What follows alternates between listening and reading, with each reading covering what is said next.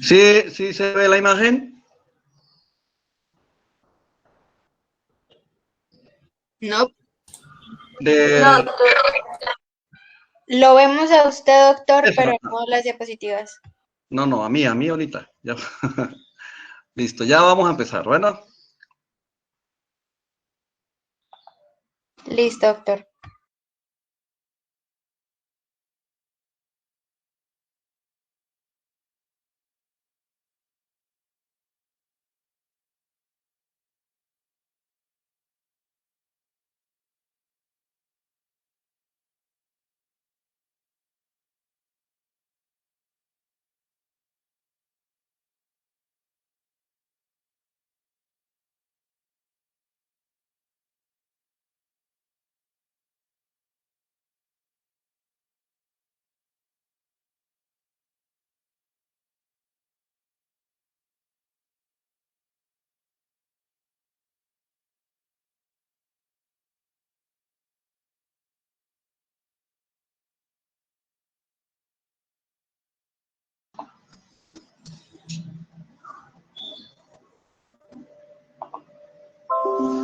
¿Sí ven la imagen? Ahora sí.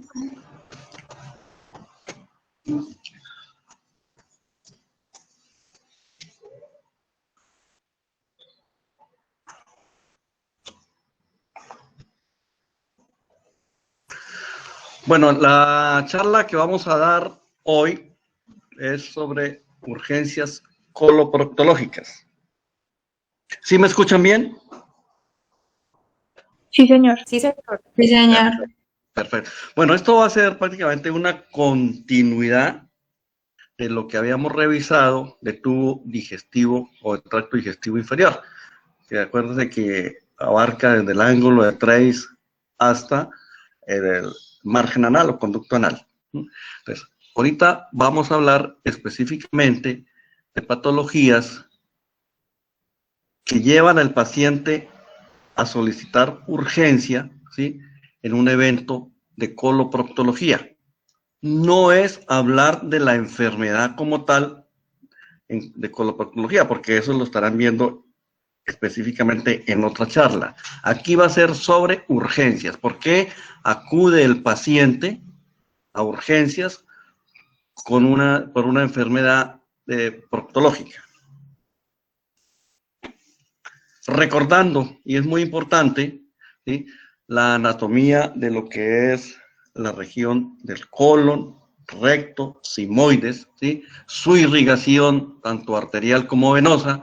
Habíamos revisado la clase pasada de que está la irrigación arterial por dos grandes ramas, que es la mesentérica superior, la mesentérica inferior, y con todas sus ramas, para el lado derecho, para el lado izquierdo. Igual en la parte venosa, por la vena porta, con sus ramas mesentérica superior, inferior, y la esplénica.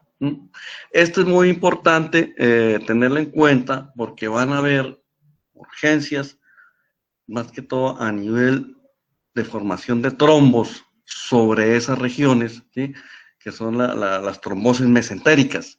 Las trombosis mesentéricas pueden ser totales o pueden ser parciales o segmentarias, ¿sí?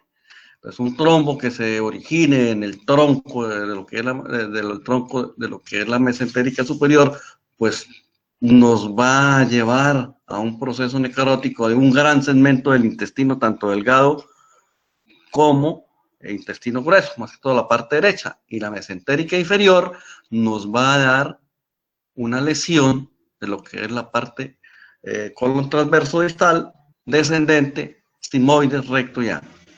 Tercio superior del recto. Recuerden que el recto tiene dos irrigaciones, está dado por la mesentérica inferior y también por las ilíacas, que es el tercio medio y el tercio inferior del recto. Aquí pues ya más esquemático, sí, la irrigación, mesentérica superior, mesentérica inferior, recto, tercio superior, que es una de las ramas distales de la mesentérica inferior, y el tercio medio del recto y el distal están dadas por las ilíacas. Ya entrando en materia, vamos a dividir las urgencias coloproctológicas, ¿sí?, en jóvenes y en adultos. El paciente que acude a urgencias por una enfermedad coloproctológica o va por sangrado, va por dolor, ¿sí?, o va por dolor abdominal y sangrado y dolor rectal y sensación de cuerpo extraño, a nivel del ano. Ese es el común de estos pacientes. En jóvenes iniciamos por hemorroides. Las hemorroides, las hemorroides son dilataciones venosas, ¿sí?, de la parte del ano, ¿sí? Las hay de dos tipos, internas, externas, y la tenemos de varios grados, desde 1 grado, como la tenemos aquí en la parte izquierda, hasta 4º grado, que es la parte izquierda, derecha, perdón, donde se prolaxan. Aparte de eso, se acompañan de que sean mixtas, ¿sí? O sea, comparten ramos venosos internos y ramos venosos externos. ¿Sí? La sintomatología más frecuente para acudir a urgencia con este tipo de patología es el dolor, ¿sí?, dolor, sensación de cuerpo extraño y sangrado. Por eso acuden a urgencias. Entonces, lo primero que se debe pues es hacerle una buena interrogatorio, una buena exploración.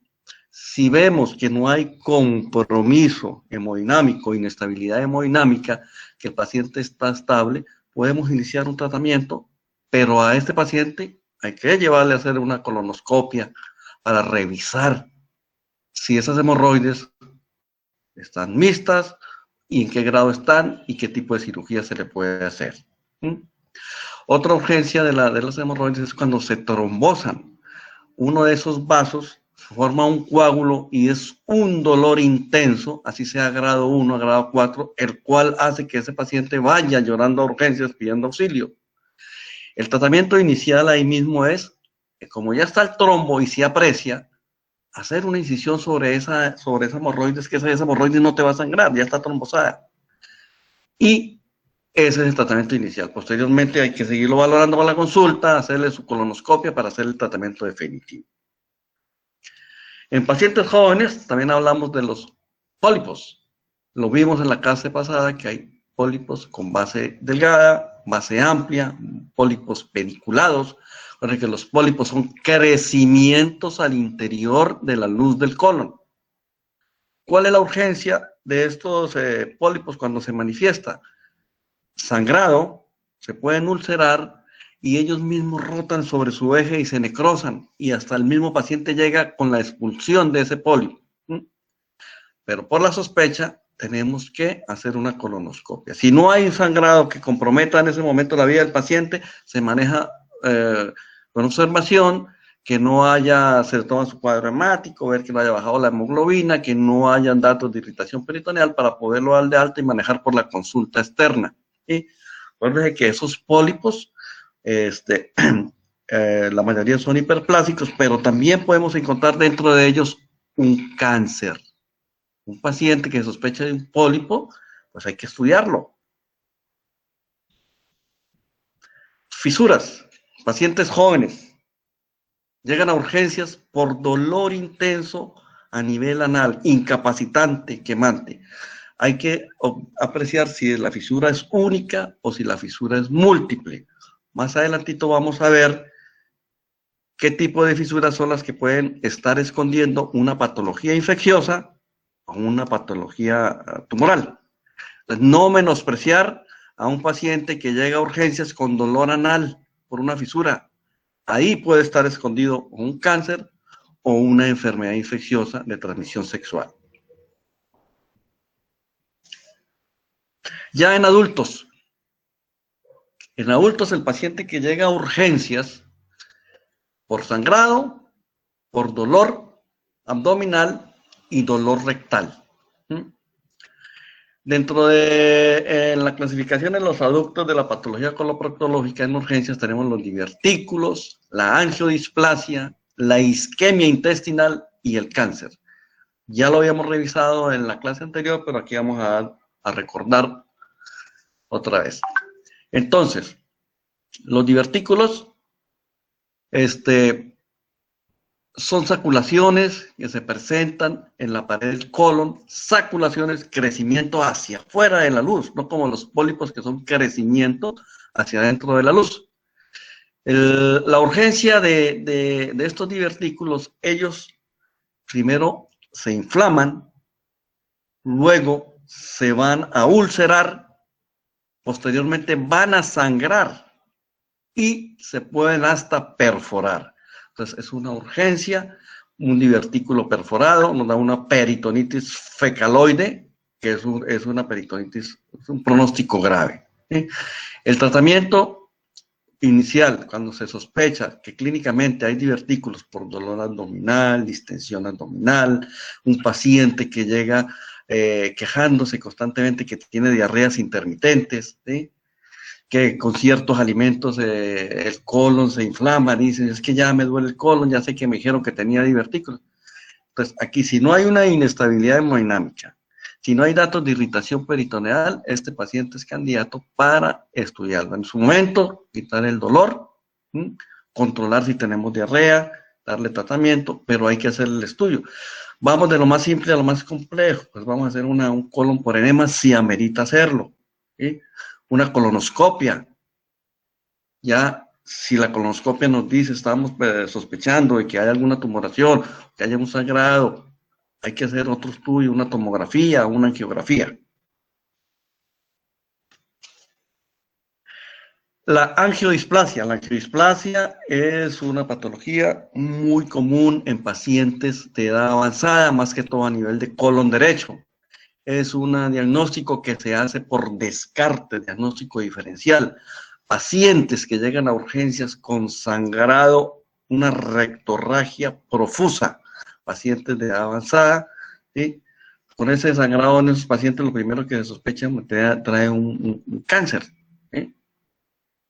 Entonces ese paciente hay que dejarlo para estudios si no hay repercusión hemodinámica, observación, hidratación, analgésicos, y hacerle los estudios básicos, es programarle su radiografía de colon por enema, su colonoscopia, ¿sí? A veces ese sangrado profuso viene del intestino delgado. Recuerde que el ángulo de Trace, como vimos en la clase pasada, es el margen o el límite entre sangrado de tubo digestivo alto y sangrado de tubo digestivo bajo. En las angiodisplasias las vamos a encontrar más que todo en pacientes de avanzada en el colon derecho. Se le hacen los exámenes. Hay un estudio que es la cápsula endoscópica. Acuérdase que normalmente o por protocolo se hace endoscopia de vías digestivas altas y colonoscopia, pero hay cierto porcentaje de intestino delgado que no se puede visualizar por un estudio endoscópico. Entonces, actualmente, la cápsula endoscópica, se ingiere con preparación adecuada, se hace que se la tome el paciente, se dejan aproximadamente de 24 a 48 horas hasta que la expulse. El paciente la expulsa, pues en la evacuación, la toma, la lava, se la lleva para que el chip que trae esa cápsula se pase, se vea, se aprecian las imágenes en la computadora y ver, eso toma fotos cierta distancia y se estudia desde la boca hasta el ano todo el tubo digestivo. Aquí lo único que nos detiene para solicitar una cápsula endoscópica pues es el precio. No se baja de los 5 millones de pesos.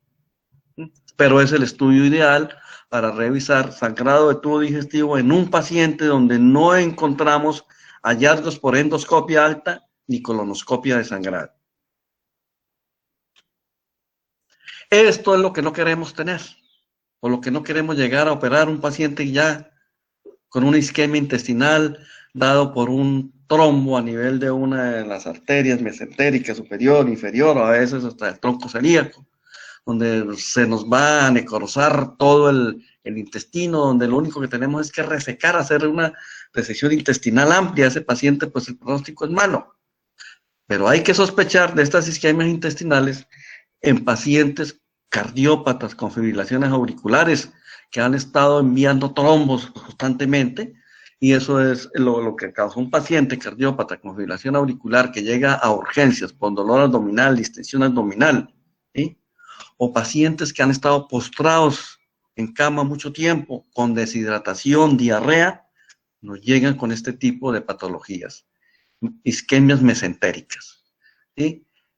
Entonces hay que sospecharlo desde antes, no esperar a que el paciente no... A veces el cuadro de dolor abdominal es un cuadro de dolor abdominal, llaman sordo, difuso, no está bien. Y por la persistencia del dolor, entramos a operar y nos vamos con esto, o hacemos una laparoscopia diagnóstica y nos encontramos con esto, que es un desastre abdominal. En pacientes adultos, rectorragias, cáncer de colon. Hay una diferencia entre el lado derecho y el lado izquierdo por la luz. Recuerden que con la clase pasada hablamos del diámetro del colon derecho y el colon izquierdo, que el diámetro es más en el nivel del colon derecho. El crecimiento del tumor va creciendo sin hacer obstrucción.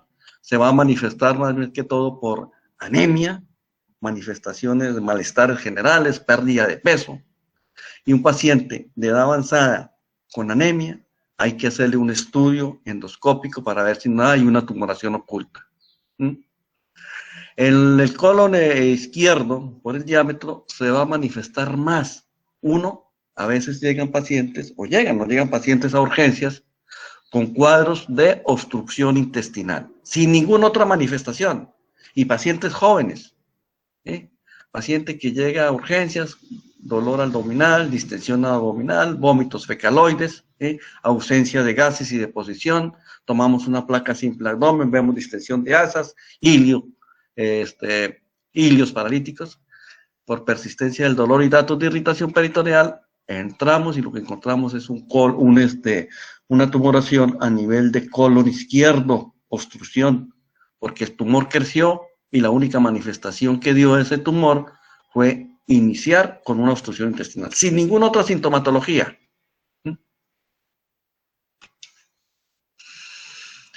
Esta es una imagen característica de aire libre en la cavidad peritoneal, neumoperitoneo. Esto traduce perforación de víscera hueca, a cualquier nivel. Ahí tenemos, si la ven en el lado derecho, arriba del hígado, donde se diferencia el diafragma del hígado, pues, y la burbuja gástrica y el diafragma. Una gran cantidad de aire. Esta perforación podemos estar hablando que tiene ya varias horas.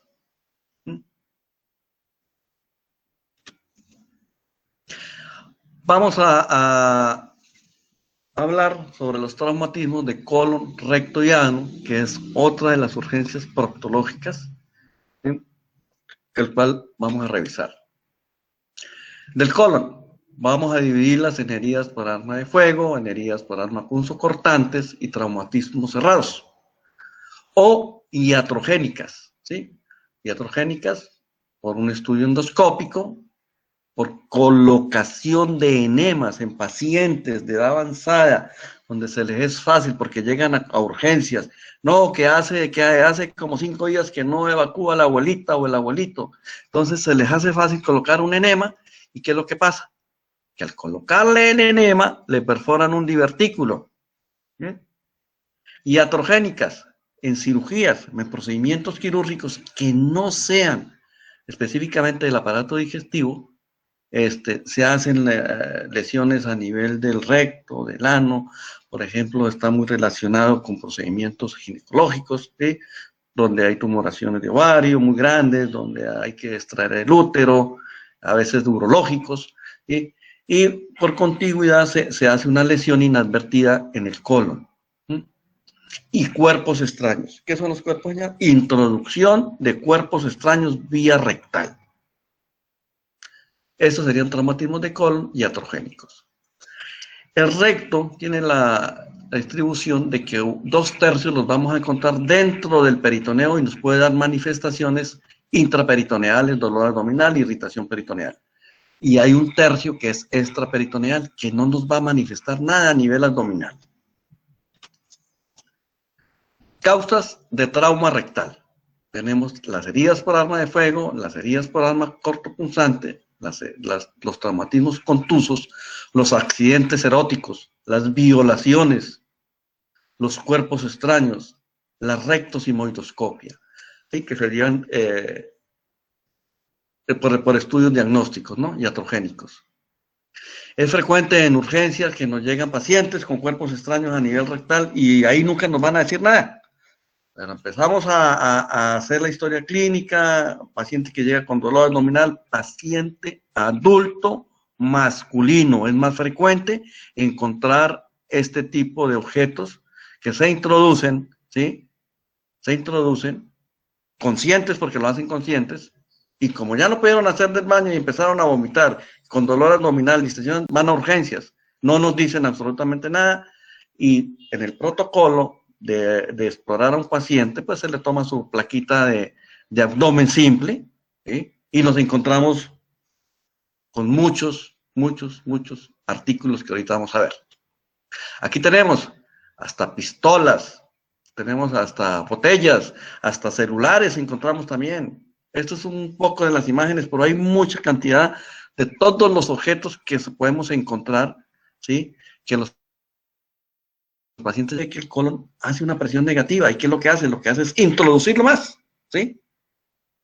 Y al hacer que se introduzca más, entonces causa un cuadro de obstrucción intestinal. Pero el paciente a nosotros no nos dice absolutamente nada. Cuando hacemos la exploración física, solicitamos las ayudas diagnósticas, nos encontramos con estas sorpresas.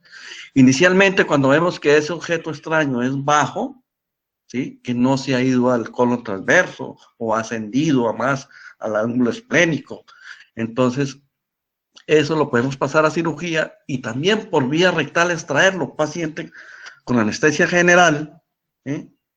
Por ahí mismo, por la vía rectal, con un ayudante que tengamos de mano delgadita, introducimos la mano y extraer ese cuerpo extraño. Y ahí termina todo, verificar que no haya lesión en el colon, y después se deja en observación. Y después se enviará a consulta para hacerle los estudios tanto colonoscópicos como psicológicos. Trauma anal, igual que las rectales, ¿verdad? También tenemos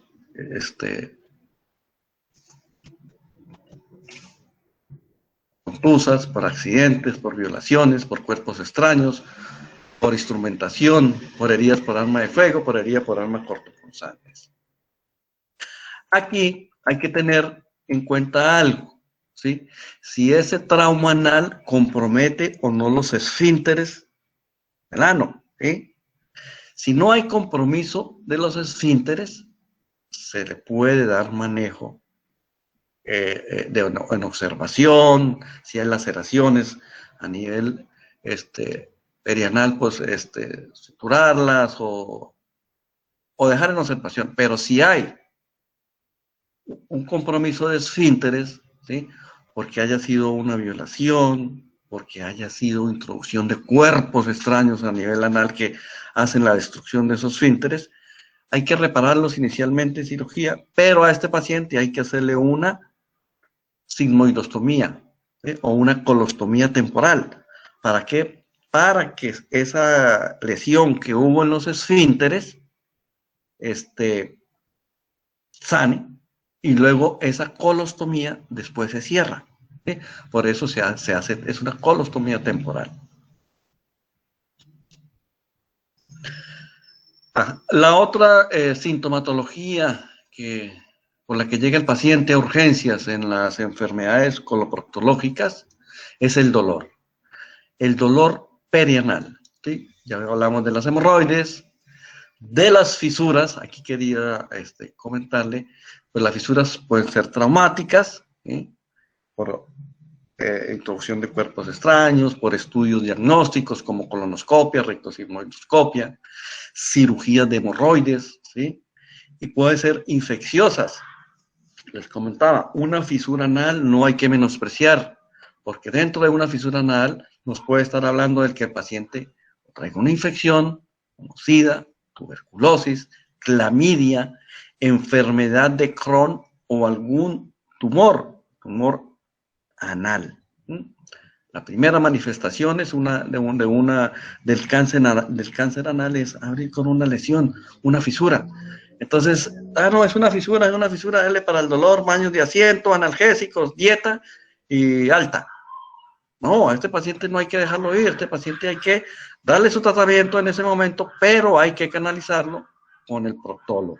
En su caso, con el cirujano general, por lo menos mandarle hacer una colonoscopia. La enfermedad de Crohn, una enfermedad granulomatosa del colon, se encuentra todo el aparato digestivo, desde la boca hasta el ano, pero es más frecuente en el colon, y más que todo en el colon del lado derecho. También tenemos otra enfermedad granulomatosa como es el CUSI, que es la colitis crónica inespecífica, más que las manifestaciones son raras a nivel anal.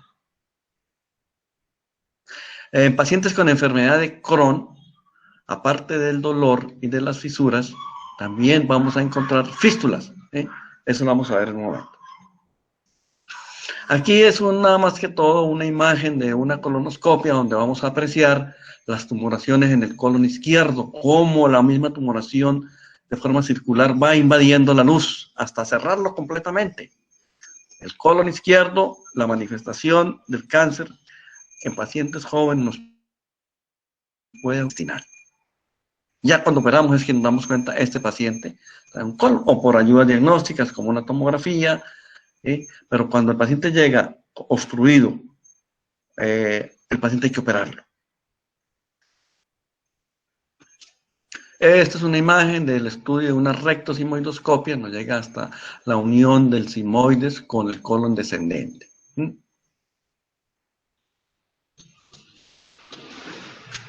La otra patología con la que acude el paciente a urgencias es porque llegan con dolor perianal secundario a un absceso. ¿Sí?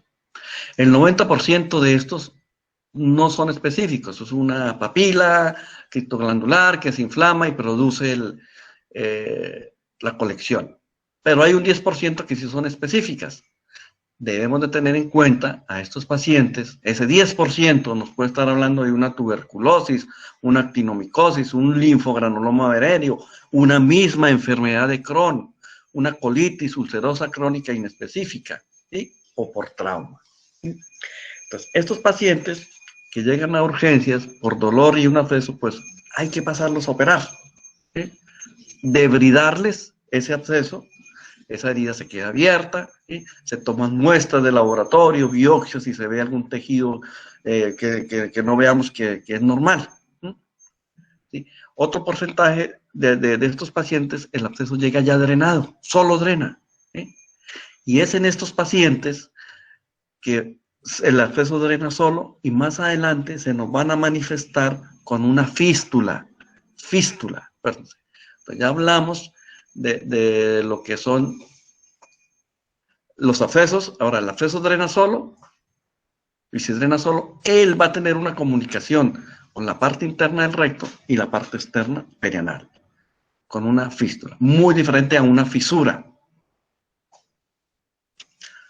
Tenemos una imagen de un absceso inicia, de forma iniciando, y otra que ya está muy localizado. Estos nos llegan hacia urgencias con dolor intenso, fiebre. Estos pacientes pues hay que drenarlos.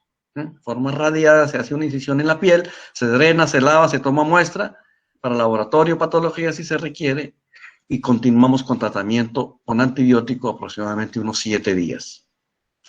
Pero el problema de estos pacientes es la formación de fístulas. ¿Sí?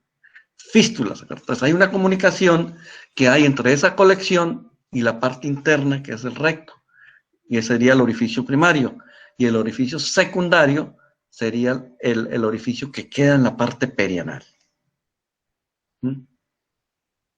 Y para la fístula, aquí tenemos, entonces es un trayecto fibroso, ya como para terminar, revestido por tejido de granulación que comunica las dos superficies que estábamos hablando. ¿Sí?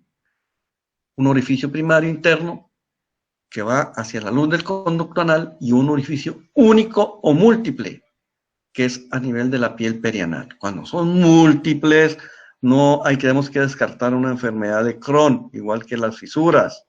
¿Sí? Y esta sería la imagen de aquí tenemos un dilatador anal, donde estamos apreciando un orificio secundario perianal y un orificio primario dentro del conducto anal. ¿Sí? Estos dos orificios tienen comunicación por debajo de la piel, son trayectos fibrosos que se comunican. El paciente llega a urgencias, drenó el absceso y se les quitó el dolor y a veces ni regresa, se van. Pero a los 2-3 meses nos llegan con esta imagen característica de dos orificios, uno externo y el otro interno. ¿Sí? Entonces, ¿qué es lo que hay que hacer? Hay que comunicar estos dos orificios, disecar ese trayecto, dejar abierto la piel, porque eso cicatriza solo, y evitar que no haya daño a nivel de los esfínteres. ¿Sí? Esos son las fístulas. Bueno, jóvenes, pues ahorita sería pues completar lo que es la charla sobre urgencias coloproctológicas, lo más frecuente. Creo la próxima estamos con cáncer de esófago y luego seguimos con cáncer de páncreas. ¿Entendido por acá?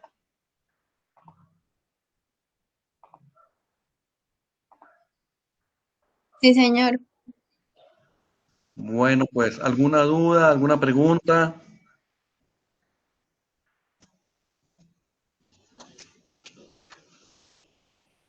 Bueno, entonces, primero Dios, nos veremos para la próxima clase. Ahí el doctor Jiménez, que nos envíe la fecha. Por favor, Jiménez, ¿está vivo? ¿Sí, señora? Bueno.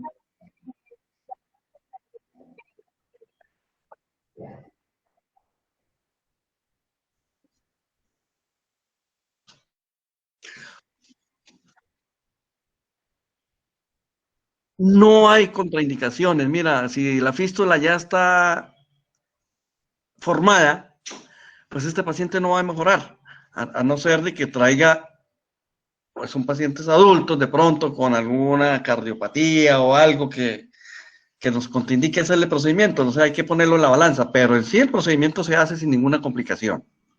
Es una cirugía, puede decir, con anestesia regional. Mientras no se quitamos esa fístula, ese paciente va a seguir drenando por ahí gas, materia fecal, y si es un paciente que es diabético, se nos puede complicar con otras cosas, ¿sí? Entonces es mejor hacer el procedimiento.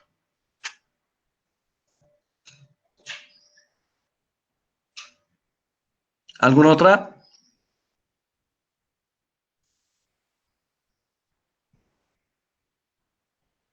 Bueno, jóvenes, entonces nos vemos en la próxima clase, que es cáncer de esófago, y estamos al pendiente. Muy amable, gracias.